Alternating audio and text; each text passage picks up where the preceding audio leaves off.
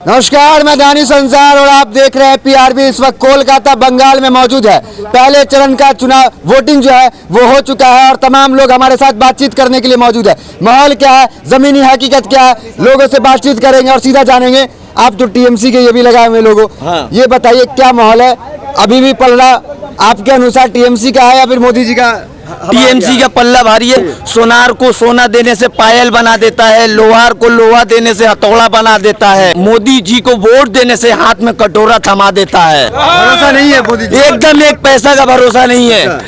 आज से पूरे बंगाल की अवाम तैयार खड़ी बैठी है पूरे बंगाल में वोटिंग करने के लिए। एक एक वोट, एक एक बटन दबाकर ममता बनर्जी के टूटी हुई पैर को वो हड्डी जोड़ेगी, एक एक बटन दबाकर। एकदम दीदी आ रही है 2 तारीख को। खेला कौन बिगाड़ा? सीपीएम बिगाड़ देगा कि बीजेपी बिगाड़ देगा? बीजेपी बिगाड़ेगा 100 बार है। अच्छा, सीपीएम का तो कोई रोल ही नहीं है यहाँ पे, उसकी तो मट्टी पलित हो चुकी है। हम लोग टीएमसी के साथ है, टीएमसी के साथ रहेंगे, दीदी के साथ रहेंगे। मट्टी पलित का कोई काम यहाँ नहीं है, बीजेपी का कोई काम यहाँ नहीं है। दीदी शेरनी है बंगाल की, उसको हम लोग चाहते हैं बस। सीपीएम को लेकर यहाँ पे आपको चिंता है? ऑफ कोर्स चिंता है। नंदीग्राम में हुआ ना, वहाँ का जनता, वहाँ का जो आप जो दरमानी में जिसको आप मिलिट्री को रख रहे, वो आपका वोटर आईडी कार्ड चेक करने से पहले बोल रहा है आप जाके बीजेपी में वोट दीजिए। जब आप इतना अच्छा नेता तो आपको क्यों बोलना पड़ रहा है? हम आपको 500 दे के बोल रहे हैं, आप गरीब के घर में जाके बोल रहे हैं आप बीजेपी में वोट दीजिए। आप अगर नेता अच्छा, हमको आपको पैसा क्यों देना पड़ रहा है? ये क्या कहेंगे, परिवर्तन चाहिए यहाँ पे? देखिए, परिवर्तन अच्छे चीजों के लिए होता है। जब बंगाल में ऑलरेडी अच्छा चीज चल रहा है पिछले 10 साल से, तो मोदी जी किस चीज का परिवर्तन चाह रहे हैं ये बताए। वो क्या सिर्फ वोट लेकर के? बंगाल में तो लॉकडाउन के टाइम दिखे नहीं हो, अनफान के टाइम में दिखे नहीं, जो भी आफत बिफत बंगाल में आता है उस वक्त तो दिखे नहीं। अभी वोट इलेक्शन आया है तो वो अपना झोला लेकर के चले आए। वो तो कहते हैं कि हम झोला वाले हैं, हम झोला लेके चले जाएंगे। भैया हम लोग तो परिवार वाले, हम लोग कहाँ जाएंगे ये बता दो मोदी जी। 80% वोटिंग का क्या मामला है? परिवर्तन 80% वोटिंग का नाम मत लीजिए आप। परिवर्तन तो हो रहा है। यहाँ देखिए ईवीएम में खेला हुआ ना, खेला दीदी खेलने मांग रही है मगर खेलने नहीं दे रहे हैं। अच्छा, ईवीएम में घोटाला हो रहा है, क्या कह रहे हैं आप? गड़बड़ी है? अरे भैया आपको सब मालूम है, आप जैसे रिपोर्टर को नहीं पता है। आपको सब कुछ पता है, कब क्या हो रहा है नहीं पता है। आपको दिल्ली से भेजा गया ग्राउंड रिपोर्टिंग करने के लिए, मालूम है? आप लोगों को पता है कि नहीं पता है? दिल्ली से मोदी जी को किस लिए भेजा गया रिपोर्टर लोग को? अच्छा, मुझे मोदी जी भेजे यहाँ पे? अरे भैया आपको सब मालूम है। फूल तड़प कब होता है दिल में? अच्छा। जब पप्पू बोलता है तब होता है। देखिए योगी क्या बोला कि यहाँ पर महिला सुरक्षित नहीं है। कैसे नहीं है? आप तो पूरा ग्राउंड रिपोर्टिंग कर रहे हैं, आराम से घूम रहे, शॉर्ट पैंट हॉट पैंट पहन के घूर रही है ना भाई। तो हम नहीं देखे, कोई कुछ करता नहीं है। अच्छा। किस लिए नहीं कर रहे? यहाँ सबका माँ बहन अपना माँ बहन।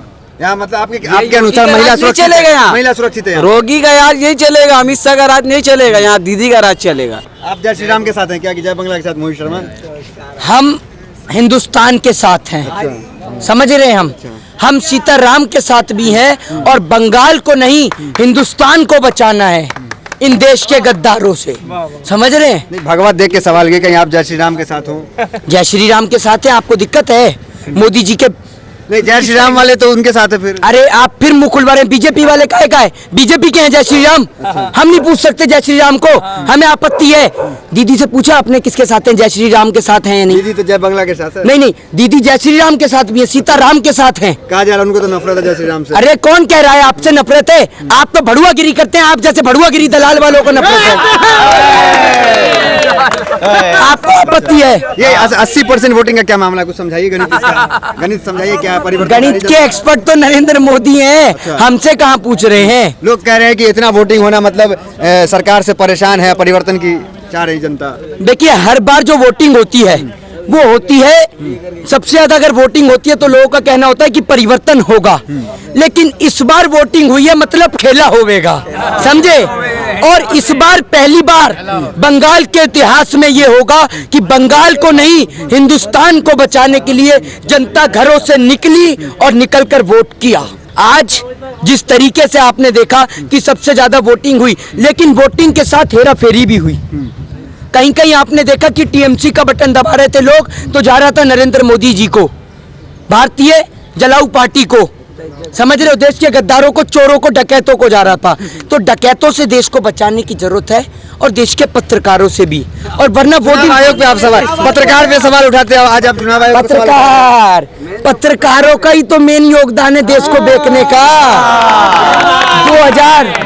2014 से पहले, 2014 के बाद आप ये जो मोदी जी अगर बाथरूम में भी घुस जाते थे, अंदर सोना निकल रहा है। अंदर कैसे सोना निकल रहा है मेरे भाई, ये तो बताइए। अर्नब गोस्वामी, भारतीय जनता पार्टी के राज्यसभा सांसद सुभाष चंद्रा और देश के तमाम दलाल पत्रकार, जिन्होंने पत्रकारिता का स्तर इतना नीचे गिरा दिया है, इतना नीचे गिरा दिया है कि जब मोदी जी की सरकार जाएगी तो इन पत्रकारों को अपने पीछे परात बांध के घूमना पड़ेगा, क्योंकि कहीं जनता इनका ढोल ना बजा दे इसलिए। लेकिन एक चीज तो आज मानेंगे आप मोहित शर्मा कि कड़ी टक्कर दे रहे हैं, कड़ी टक्कर दे रहे हैं प्रधानमंत्री मोदी जी। दीवार में टक्कर देना तो एक बार को दीवार भी समझ लो टूट जाएगी। मोदी जी इतनी लंबी फेंकते हैं कि इस बार कोलकाता में गेम ही नहीं हो रहे हैं मोदी जी, क्योंकि यहाँ खड़े हुए हैं तो गेंदबाज सारे फेल हो जाएंगे, तो इसलिए कोलकाता में गेम भी नहीं हो रहा है। इसलिए ये देख लीजिए, इस बार सिर्फ चुनाव का खेला होगा। खजाने को रद्दी समझ के बेच डालेगा, खजाने को रद्दी समझकर बेच डालेगा, चंदन को अगरबत्ती समझ को बेच डालेगा। मैंने हुकूमत दे दी एक चाय वाले को,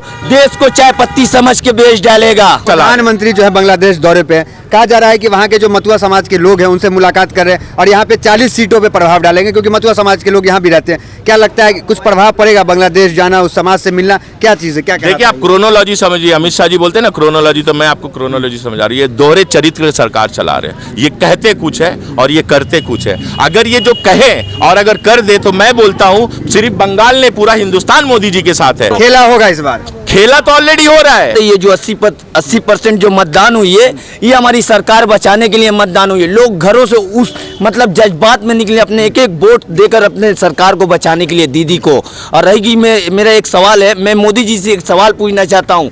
जो एक दिन की एक मिनिस्टर को एक मिसाइल के लिए एक हेलीकॉप्टर कराते हैं जिसमें 10 से 15 लाख रुपए खर्चा है, वो 15 लाख रुपए वो गरीबों में क्यों नहीं बांटते हैं? जो हमारी दीदी 80 रुपए के हवाई चप्पल पहनती है, उनके पीछे 5 लाख का जूता पहनने वाला सरकार उनको रेस में नहीं हराने सकता है। हमारी दीदी सेंट्रो गाड़ी में चलने वाली दीदी जो BMW 5 करोड़ गाड़ी, वो रेस में उनको नहीं हरा सकता है। और ये वोट वाला इस बार खेला में हारेंगे, वो हवाई चप्पल वाला ही जीतेंगे, समझे जी।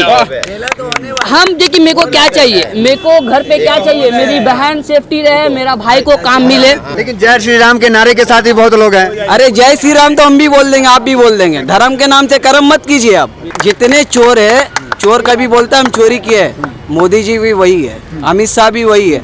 आने वाला दौर में देखिएगा वो लोग हिंदुस्तान छोड़कर भागेगा और लोग को बच्चा मारेगा, बड़ा तो छोड़ दीजिए। राज कहता है बीजेपी, हाँ बंगाल में राम राज आएगा। बंगाल में राम राज भी है, दुर्गा राज भी है, अल्लाह राज भी है। इसी को कहते हैं बंगाल, इसी को कहते हैं डेमोक्रेसी। और रह गया सवाल हमारे 360 किसानों का लहू का, और नाजायज वो लहू नहीं जाएगा, वो लहू आकर वो आप उसका बदला लेंगे। वोटिंग के समय प्रभाव पड़ा है इस आंदोलन का? हाँ पूरा पड़ा है, पूरा पड़ा है। लोगों घर बच्चों घर से निकल कर एक एक अपना वोट देने गए, वेस्ट नहीं किया अपना वोट। सिख भाई ये क्या कहेंगे, किसके साथ यहाँ पे पल्ला किसका भारी चल रहा है? यहाँ पर टीएमसी का पल्ला भारी। मोदी जी पे भरोसा नहीं, तमाम वादे मोदी जी तो बाहर के हैं, यहाँ के थोड़ी हैं। अच्छा, मोदी तो बाहर से आए। जब इलेक्शन आया तो उनको याद आया यहाँ आने का। अभी जो किसान वहाँ मर रहा है, 300 किसान मर गया, उनको वहाँ होश नहीं आया। वो गुरुद्वारा जा रहे हैं लेकिन वहाँ किसान के पास नहीं जा रहे हैं।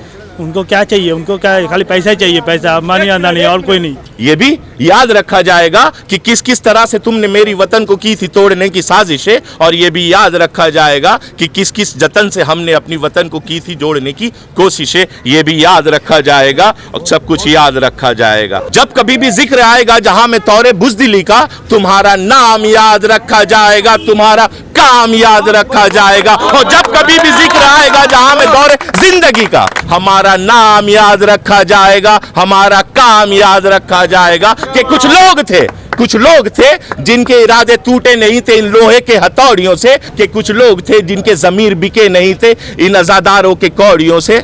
भले भूल जाए पलक मेरी आंखों को मूंदना, भले भूल जाए ज़मी अपनी दूरी को घूमना, मेरे फटे हुए गले की आवाज़ को, मेरे कटे हुए परों की परवास को। ये भी याद रखा जाएगा कि सब कुछ याद रखा जाएगा। तुम रात लिखो हम चांद लिखेंगे, तुम जेल में डालो हम दीवार फांद लिखेंगे, तुम FIR लिखो हम है तैयार लिखेंगे। और तुम यूं करो, तुम यूं करो कि हमारा कत्ल कर दो, हम मर के भूत लिखेंगे, तुम्हारे कातिल होने के सारे सबूत लिखेंगे, तुम अदालतों पे बैठ के चुटकुले लिखो, तुम अदालतों पे बैठ के चुटकुले लिखो, हम सड़कों दीवारों पे इंसाफ लिखेंगे, बहरे भी सुन ले इतना जोर बोलेंगे, अंधे भी पढ़ ले इतना साफ लिखेंगे, तुम काला कमल लिखो, हम लाल गुलाब लिखेंगे, तुम जमीन पे जुल्म करो, आसमां पे इनकिलाब लिखा जाएगा, ये याद रखा जाएगा, सब कुछ याद रखा जाएगा। तो इस बार जो है चुनाव का खेला होगा। मोहित शर्मा और तमाम लोगों से हमने बातचीत की, जमीनी हकीकत जानी कि आखिर अभी जनता का मिजाज क्या है। तो फिलहाल वीडियो में इतना ही, मिलता है अगली वीडियोस में, बने रहे हमारे साथ, धन्यवाद।